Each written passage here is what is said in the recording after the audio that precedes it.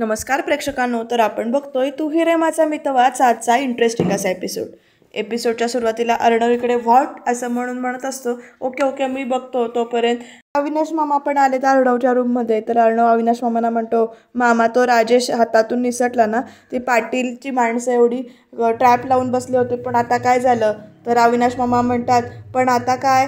मला पण तोच प्रश्न पडला आहे. पण आता हा राजेश तोंड लपून फिरवत बसणार, कारण त्याच्याकडे काही दुसरा पर्यायच नाही आहे. तर मामा त्या राजेशला अंडर एस्टिमेट करून नाहीच राहणार. हे बघ, तो मुंबईत आला आहे ना, म्हणजे त्याचा नक्कीच काहीतरी प्लॅन आहे, ट्रस्ट मी, असं इकडे अर्णव म्हणत असतो. आणि पुढे म्हणतो, तुला काय वाटतं? तो तसं ॲक्सिडेंटली आला माझ्यासमोर? नाही, तो इतके दिवस नाही दिसला, अचानक कसा काय दिसला त्या पाटीलला? तर त्याला हवं होतं म्हणून तो पाटील समोर आला. पाटील थ्रू त्याला हा मेसेज आपल्याला द्यायचा होता मामा. आय एम व्हेरी शुअर, नक्कीच त्याचा काहीतरी प्लॅन आहे, असं सगळं अर्णव इथे अविनाश मामांना बोलतोय. तर अविनाश मामा म्हणतात, हे बघ, पण आता काहीही झालं ना तरी तू अजिबात काळजी करू नकोस. कसं आहे, पाटील आणि त्याची माणसं त्या राजेशच्या मागावर आहेतच. तो कुठेही दडून बसला ना तरीसुद्धा त्याला शोधून बाहेर काढतील बघ तू. तर अर्णव म्हणतो, आय होप, असं तो एकदम म्हणतोय पॉझिटिव्हली, पण टेन्शन मात्र सगळ्या दोघांना तेवढंच आलेलं आहे. तर प्रेक्षकांनो, इकडे छान असा घागरी फुंकण्याचा कार्यक्रम सुरू आहे. बायका छान घागरी फुंकतायत. ईश्वरी हळूच अंजलीकडे बघते. तर अंजलीला ईश्वरी म्हणते, खूप प्रसन्न वाटतंय नाही घरात? तर अंजली हो असं म्हणते, पण ती जास्त काही बोलत नाही आहे. तर ईश्वरी म्हणते, काय झालं ताई, आज सकाळपासून तुम्ही गप्प आहात? तर अंजली म्हणते, अगं नाही माहिती, पण सकाळपासून जरा अस्वस्थ वाटतंय. तर काही होतंय का तुम्हाला, असं ईश्वरी विचारते. तर अंजली म्हणते, अगं नाही, तब्येती कसं काही नाही, पण असं मध्ये मध्ये होत राहतं, कदाचित बाळामुळे असेल, असं म्हणत अंजली जराशी हसते. तर ईश्वरी म्हणते, बाळाला पण खूप आठवण येत असेल बाबांची, आलेच नाही आहेत ना खूप दिवस झाले. तर अंजली म्हणते, हो ग, पण बाबांना ना बाळापेक्षा लोकांचीच जास्त काळजी वाटते. असं या दोघींचं छान असं बोलणं चाललंय. या दोघी मैत्रिणी होऊन बोलतात खरं, पण आता ईश्वरी समोर जेव्हा राकेशचा चेहरा येईल तेव्हा काय होईल, खरंच अवघड आहे. तर प्रेक्षकांनो, इकडे आता वल्लरी मामीला बोलवून नेले बायकांनी घागर फुंकण्यासाठी. आणि आकाशला ती वल्लरी सांगते, माझा फोटो काढ, व्हिडिओ काढ म्हणून. तर आकाश म्हणतो, हो मी काढतोय. तर वल्लरी छान अशी प्रसन्न मुद्रेनं घागर इथे खेळतीये. बरं वाटतंय, ते छान प्रसन्न वाटतंय वल्लरीला सुद्धा असं खेळताना बघून. प्रेक्षकांना अविनाश मामा इकडे अर्णवला म्हणतायत की, हे बघ, किती काही झालं तरी त्या राजेशमध्ये इथे यायचं धाडस नाही, एवढं नक्की? तर लगेच अर्णव म्हणतो, काही आपण सांगू शकत नाही, ही इज व्हेरी अनप्रेडिक्टेबल. तर अविनाश मामा म्हणतात, हो, पण या गेममध्ये आपली पकड मजबूत झाली. त्या राजेशची चारी बाजूनी आपण कोंडी केली, हे विसरू नकोस तू. तर अर्णव म्हणतो, नाही मामा, हे बघ, तो राजेश कधी काय करेल ना याचा खरंच नेम नाही, काही सांगता येत नाही. आपल्याला वाटतंय की तो लांब कुठेतरी लपून बसला असेल, पण कदाचित तो जवळपास सुद्धा असेल कुठेतरी, असं इकडे अर्णव म्हणत असतो. Who knows. आणि प्रेक्षकांनो, तेवढ्यात इथे बघा, या राकेशची, या राजेशची इथे एंट्री झालेली असं म्हणायला हरकत नाही. तर प्रेक्षकांनो, इकडे ईश्वरीला सुद्धा आता घागर खेळायला बोलवत आहेत. आजीचं तोंड पडतं, पण ईश्वरीला अंजली इथे उत्साहानं पाठवते. वल्लरी सुद्धा लगेच आपापल्या जागेवर जाऊन बसते घागर ठेवून तिथे. आणि तेवढ्यामध्ये ना प्रेक्षकांनो, इकडे गेटचा दरवाजा वगैरे उघडतोय आणि राकेश असा हळूहळू चालत असा त्याने त्याची एंट्री केलेली आहे. आता पुढे काय घडणार, ईश्वरी समोर तो कसा येणार, किंवा अर्णव तोपर्यंत पोहोचेल का खाली, बघत राहूया. तोपर्यंत इथे प्रेक्षकांवर अर्णवचा फोन सुद्धा वाजतोय. आणि इकडे आतमध्ये ना घागर घ्यायची, ईश्वरीने घागर घेतलेली आहे. सगळे व्यवस्थित इथे छान जे कार्यक्रम चालू आहे घागरी फुंकण्याचा जो काही आहे तो. अर्णवची इकडे फोनाफोनी सुरू आहे की राजेश कुठे आहे हे विचारण्यासाठी, पण राजेश मात्र इथे घराच्या दारात त्याच्या गाडीजवळ येऊन पोचलेला आहे आता. आणि इकडे ईश्वरी आता छान अशी घागर घेते. तिला सुद्धा बायका ओवी म्हण असं सांगतायत. तर ईश्वरी ओवी म्हणते, घागरीभोवती अक्षता फुलांची वाहिली, 9 दिवस नेम धरुनी पूजा केली, आई भवानी तुझ्या आशीर्वादाने प्रकाशाता राहो देत, संकटे कुठले घरादारावर म्हणजे फिरकू देऊ नये किंवा कधीही येऊ नये, असं ओवी म्हटली ईश्वरीने. पण संकट दारात आलंय बरं का. राकेश इथे दरवाजापर्यंत येऊन पोचलाय. ईश्वरीने प्रार्थना तर मनापासून केली, पण देवी आईच्या मनात काहीतरी वेगळंच दिसतंय. ईश्वरी ते मस्त छान अशी घागरी खेळायला सुरुवात करते, घागर फुंकायला सुरुवात करते ती. आणि हळूहळू राकेश सुद्धा तिथे आलेला आहे, पोचलेला आहे अक्षरशः तो घरामध्ये. आता तो आपले चप्पल वगैरे तिथे काढून ठेवतोय. ईश्वरी आपली घागर फुंकण्यात गुंग आहे, बाकी कुणाचं लक्ष कोणाकडे नाही आहे. आता हळूहळू राकेशने एंट्री केलेली आहे. आणि राकेश येऊन काय करतो, कसं तो समोर येतो ते बघा प्रेक्षकांनो तुम्ही. इकडे ना ईश्वरी अशी छान घागर घेत अशी गोल फिरतीये. रिंगण जे काही आहे, फेर जो काही आहे तो धरलेला आहे. इतर बायकांच्या बरोबर खेळ असा रंगात आलेला आहे घागरी फुंकण्याचा. वल्लरी सुद्धा अशी बघते व्यवस्थित की खेळतायत सगळे वगैरे, त्यामुळे ती पण आता काही रिॲक्ट करत नाहीये. छान अशा बायका मस्त अशा साड्या बिड्या नेसून आल्या आहेत, त्यामुळे प्रत्येक बायका इथे छान अशा फेर धरतायत. आता हा राकेश आलाय आणि आता प्रेक्षकांनो पुढे बघा काय घडतंय ते. तर इकडे ना तोपर्यंत ते अर्णवला फोन आलाय आणि अर्णव म्हणतो व्हॉट, तो इकडे माझ्या घरी आलाय असं तो एकदम बोलतो. मामा आणि अर्णव दोघं एकमेकांकडे बघतात आणि इकडे प्रेक्षकांनो आता पुढे काय घडतंय बघा खाली. तर प्रेक्षकांनो राकेशनं काय केलंय, त्या सगळ्या ज्या काही बायका आहेत त्या घागरी फुंकतायत त्यांच्यातलीच एका बायकांकडची घागर राकेश आपल्या हातामध्ये उचलून घेतो आणि तो इकडे फेर धरतोय. ईश्वरी ज्या पद्धतीने इकडे फेर धरते त्या पद्धतीने तो सुद्धा त्या बाजूने फेर धरतोय दुसऱ्या बाजूने. त्या बायकांमध्ये राकेश मिक्स होऊन गेलाय. गोल गोल गोल गोल असा तो फिरतोय. ईश्वरीला असा चेहरा दिसत नाही कारण धूर जास्ती झालेला आहे.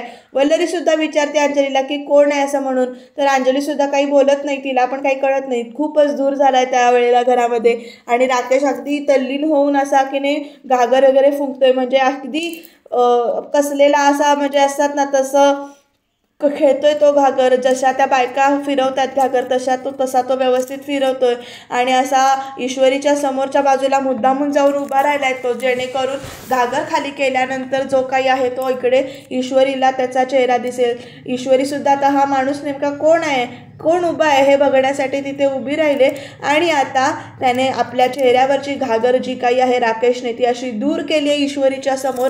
आणि आता ईश्वरी बघा कशी शॉक होऊन बघते त्याच्याकडे. ईश्वरीनं फक्त राकेशजी एवढंच असं म्हटलंय, राकेशजी इथे. आणि मग तेवढ्यात प्रेक्षकांनो राकेश सुद्धा कसा बघतोय बघा ईश्वरीकडे. आणि आता ईश्वरीला कळत नाही की हा नेमकं इथे कशासाठी आलाय वगैरे असा प्रश्न तिला पडलाय. तिला सगळं असं गोलगोलच फिरतंय राकेशला इथे बघून, कारण एवढ्या लवकर राकेश समोर येईल अशी तिने कल्पनासुद्धा केली नसेल. पण प्रेक्षकांनो या सगळ्यामध्ये ना अंजलीच्या चेहऱ्यावर मात्र हसू आलंय. जेव्हा इथे ईश्वरी राकेशजींबद्दल विचार करत असेल तोपर्यंत इकडे वल्लरी पाठीमागून उठते आणि जावई बापू असं म्हणते.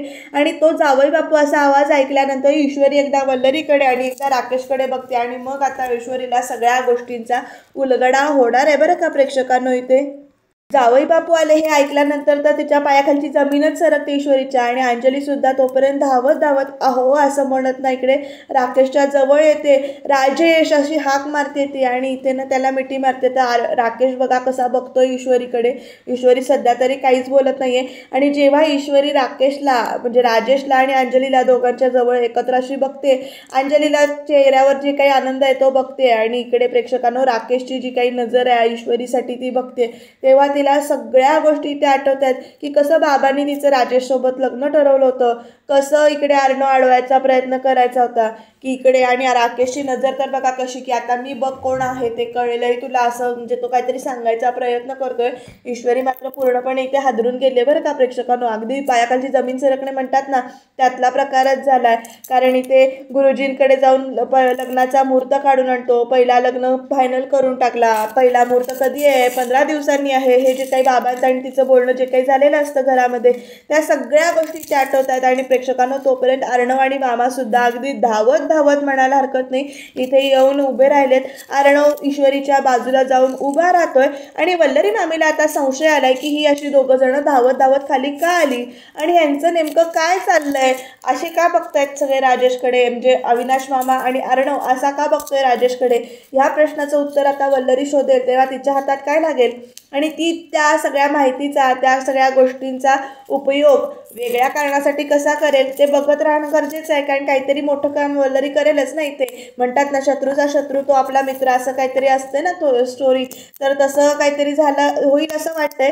तरी अर्णव सुद्धा असा की नाही एकदम राकेशकडे बघतोय. राकेश सुद्धा अर्णवला तेवढीच खुन्नस देतोय आणि अर्णव सुद्धा असा शॉक होऊन बघतोय. आणि अर्णवच्या जवळ असलेली अंजली मात्र या सगळ्यापासून अनभिज्ञ आहे. अर्णवकडे ईश्वरी बघतीये आणि मग ईश्वरी आणि अर्णव डोळ्यांनीच काय असेल ते बोलतायत. ईश्वरीला हे सुद्धा आठवतात आता गोष्टी अर्णव तिला सांगायचा प्रयत्न करत होता की तू ज्या माणसाशी लग्न करतेस तो माणूस चुकीचा आहे, ताईचं नाव घेतलं म्हणून तुम्ही सगळं तुमचं मी ऐकून घेईन असं जर तुम्हाला वाटत असेल तर तसं काही होणार नाही आहे वगैरे असं ईश्वरीने म्हटलेलं असतं. त्या सगळ्या गोष्टी होतात की हे लग्न करू नकोस हे सांगायला मी आलो होतो, तर ईश्वरी म्हणते तो हक्कच नाही आहे तुम्हाला आणि तुम्ही असा विचारच कसा केलात की मी तुमचं म्हणणं ऐकेन, मी माझा फैसला बदलेन वगैरे असं सगळं इकडे ईश्वरी आणि अर्णव बोलणं आठवतंय तिला. माझं आणि राकेशचं लग्न विधिलिखित आहे असं तिनं सांगितलेलं असतं, तर यायची आणि माझी भेट नेहमी होता होता का राहायची याचा तरी आता विचार कर मी सिंदूर असं अर्णवने तिला म्हटलेलं असतं ते आठवतं. आता मी जे सांगतोय ते नीट ऐकून घे, तो राकेश आहे ना तर तो होणारा नवरा आहे माझा, मला तुमचं काही ऐकून घ्यायचं नाही असं ईश्वरीने त्याला वारंवार थांबवलेलं असतं बोलताना. किंवा इवन राकेशच्या तावडीतून जेव्हा ईश्वरीला वाचवायला अर्णव आलेला असतो तेव्हा सुद्धा इकडे ती कसं बोलत असते हे सगळं तिला आठवतंय. ही माझी जिंदगी आहे आणि या जिंदगीत दखल घेण्याचा तुम्हाला बिलकुल अधिकार नाही आहे, एवढी साधी गोष्ट कळत नाही का तुम्हाला. अशा सगळ्या घटना ज्या काही येत आहेत ते ईश्वरीला आठवत आहेत. ईश्वरी एकदा अर्णवकडे बघते, एकदा राकेशकडे बघते आणि एकदा अंजलीकडे बघते, असं सगळं चाललंय. आणि राकेश तर की नाही मुद्दामून इथे गोड हसूनच दाखवतोय ईश्वरीला आणि अंजली त्याच्या चेहऱ्यावरचं हसू मात्र कमीच होत नाहीये. तर प्रेक्षकांना इकडे अंजली विचारते काय हे किती वाट बघायला लावलीत मला आणि आज असं अचानक कसं काय आला. तर लगेच राकेश म्हणतो तुम्हाला सरप्राईज द्यायला आलोय राणी सरकार असं मुद्दाम इथं म्हणतो. तर राणी हसतो बघत इकडे ईश्वरीकडे आणि राकेशकडे बघत आणि वल्लरी मात्र या सगळ्यांकडे लक्ष ठेवू नये आपल्या हातातली घागर घेतो आणि फू अशी करून फुंकतो मुद्दामून ईश्वरीकडे बघत राकेश. आता खरंच काय घडणार, मामा पण चिडलेला आहे, इकडे अर्णव सुद्धा चिडलेला आहे आणि ईश्वरीला मात्र आठवतंय की बाळालाही खूप आठवण येत असेल बाबांची, आलेच नाहीये किती दिवस झाले असं सगळं ईश्वरीने अंजलीशी बोललेलं असतं. त्या सगळ्या गोष्टी ते ईश्वरीला आठवत आहेत. राकेश ते मुद्दामून विचारतोय आवडलं ना तुला सरप्राईज, आणि म्हणून तर चेहरा इतका खुल्ला आहे असं सगळं मुद्दामून बोलतो तो, डबल मिनिंगने बोलल्यासारखं बोलतोय तो इकडे. आणि आता खरंच काय घडणार बघत आहे. आजीसुद्धा इकडे हसतायत पण आता इकडे अर्णव पण असा बघत राहिलाय. आता राकेश मुद्दामून खुन्नस येतोय. ईश्वरीच्या हातातली घागर जी काही आहे तो अर्णव हळूच इथे बाजूला उचलून ठेवतो आणि इकडे ईश्वरीकडे अंजलीचं आता लक्ष जात आहे प्रेक्षकांनो.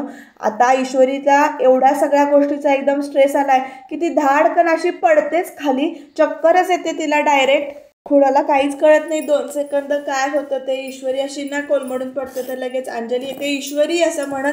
तर प्रेक्षकांना इकडे ईश्वरी अगं काय झालं, अरे अर्णव काय झालं हिला. तर अर्णव सुद्धा मी सिंदूर असं म्हणत हाका मारत असतो आणि राजेशकडे बघतो तर राजेश बघा कसा बघतोय इकडे मुद्दाम. अंजली परत म्हणते अरे काय झालं असेल हिला.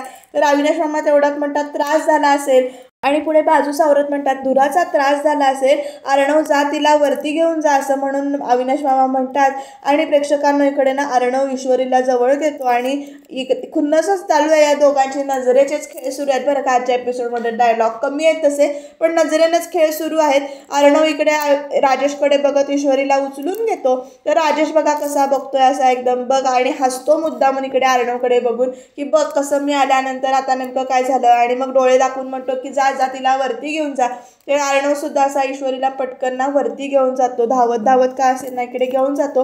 वल्लरी मात्र संशयित नजरेने डिटेक्टिव्हगिरी करत ना सगळीकडे लक्ष ठेवून आहे, सगळीकडे बघते ती आता पुढे काय घडणार आहे, वल्लरी कसा या सगळ्याचा शोध लावणार आहे, ह्यांच्यामध्ये जे काही आहे या सगळ्याचा शोध कशी लावेल हे बघत राहणं इंटरेस्टिंग ठरणार आहे. तर इकडे वरती आता अर्णवने ईश्वरीला रूममध्ये आणले.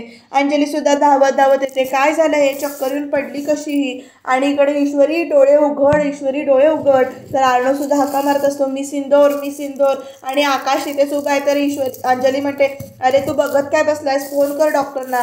अर्णव तिथला पाण्याचा ग्लास घेतो बाजूचा आणि चेहऱ्यावर पाणी शिंपडत असतो. तर प्रेक्षकांनो इकडे ना अंजलीला खूपच आता काळजी वाटते. आणि आता तोपर्यंत राकेश सुद्धा इथे वरती गेलाय. आता तो वरती कशाला गेलाय देव जाणे.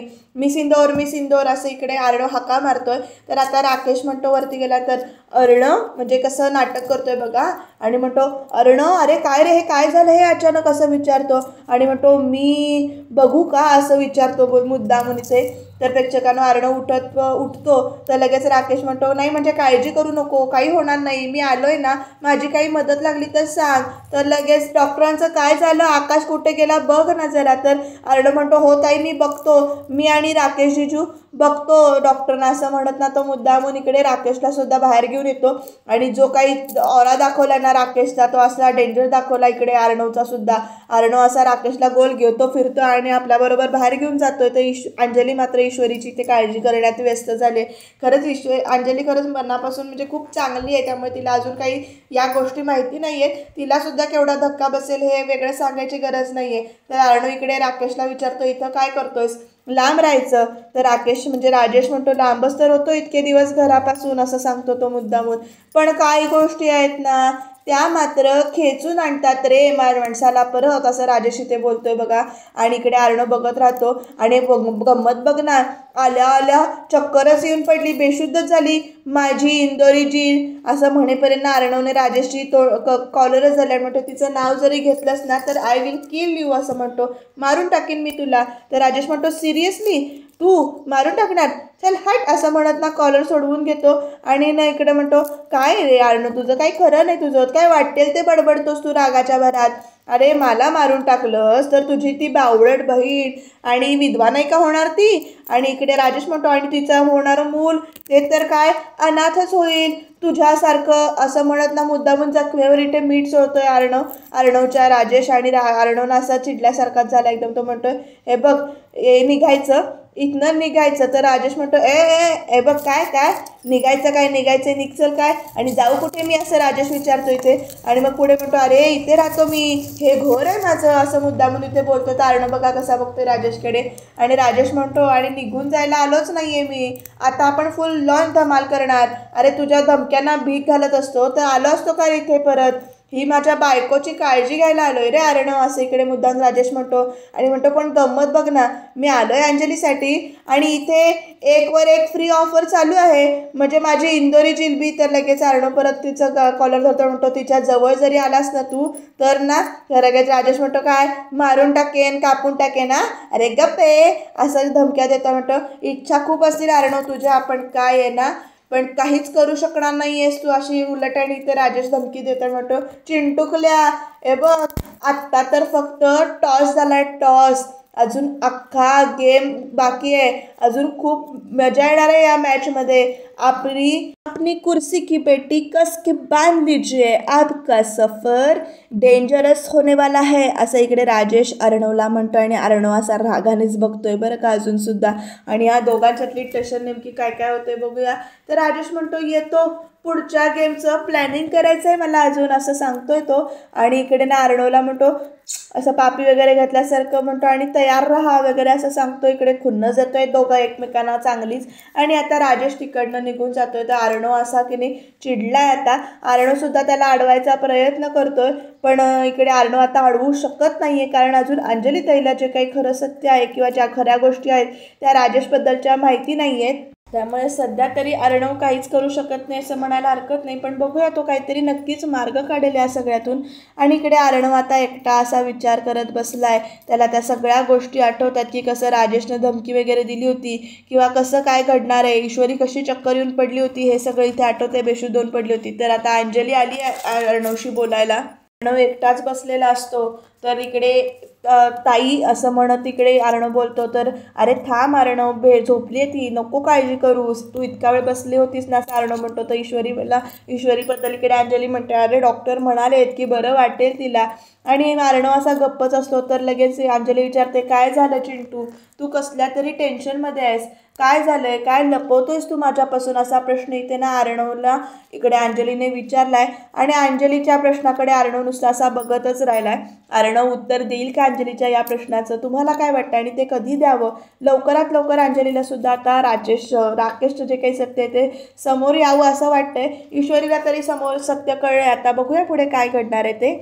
तर प्रेक्षकांना उद्याच्या भागामध्ये इकडे ईश्वरी म्हणते की मला खूप भीती वाटते, तर अर्णव तिला धैर्य देतोय आणि तू एकटी नाही आहेस आणि त्या राजेशला घाबरण्याची गरज नाही आहे, तुला हात लावणं तर सोड, तुझ्या जवळसुद्धा येऊ देणार नाही असं इकडे अर्णव ईश्वरीला म्हणतोय. तिचा हात हातात घेऊन तिला विश्वास द्यायचा प्रयत्न करतोय. तर इकडे अविनाश मामा आणि अर्णव दोघं जण काहीतरी प्लॅनिंग करतायत आणि आता घर जावयाची काळजी मी घेणार असं तो म्हणतोय. खूप दिवसांनी आलाय ना घर जावे, तर स्पेशल वेलकम करूया, स्पेशल त्याची खातेदारी करूया. तर अर्णवला असे म्हटलं तर अविनाश मामा विचारतायत नक्की काय करणार आहेस तू. आता खरंच अर्णव नेमकं काय करणार आहे, कशी खातेदारी करणार आहे राजेशची ते बघत राहणं इंटरेस्टिंग ठरणार आहे. तुम्ही चॅनलला सबस्क्राईब करायला विसरू नका आणि बघत राहा तू ही रे माझा मितवा.